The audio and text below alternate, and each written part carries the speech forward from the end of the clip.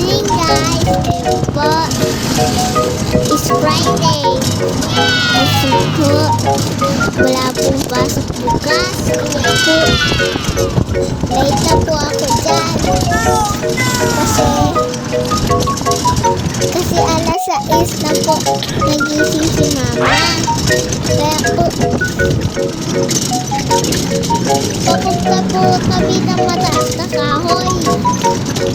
Sa school namin na mabilis.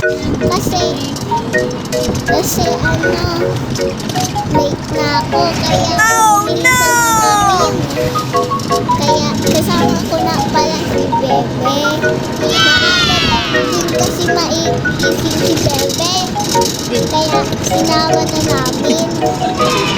Mag-aral ko kayo na mabuti para pag sa school mag-exam kayo para maging very good pa. Very good at mataas ang grade pa. Tataas ang grade ng teacher. Kaya kailangan ko na mag-aral.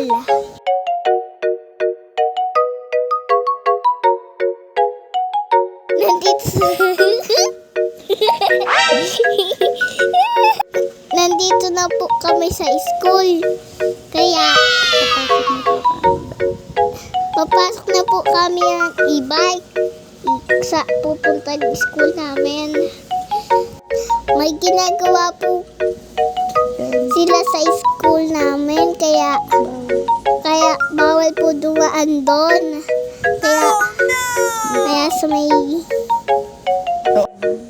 Kaya dito kami tumaan sa gilid para parking. Bababa na po ako. Papunta na po ako sa classroom. Kaya late na po ako. Kaya mamaya na lang po ulit pag-uwian.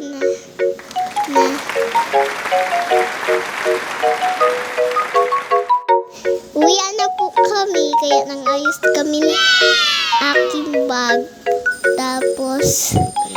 Tapos mag-pray po kami. Naayos ko po ang bag ko dyan. Kasi mag-pray na. At uwian na. Kaya mag-pray na po kami.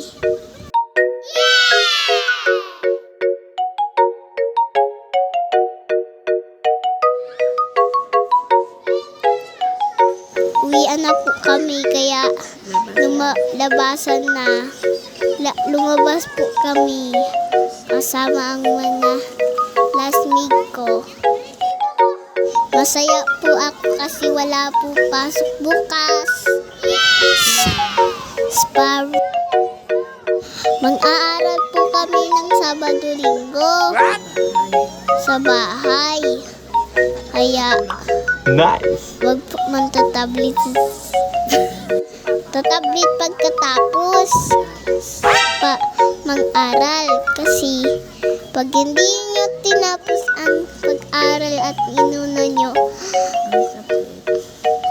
ang tablet, matutulog kayo agad. Tapos nandito na po sa parkingan. Nandito po ang parking ni Papa. Kaya kasama si Bebe ulit. Kulit. Bibili po kami dyan ng halo-halo kasi mainit. Kaya bumili kami. At matagal pa naman. Kasi madami pong bumili.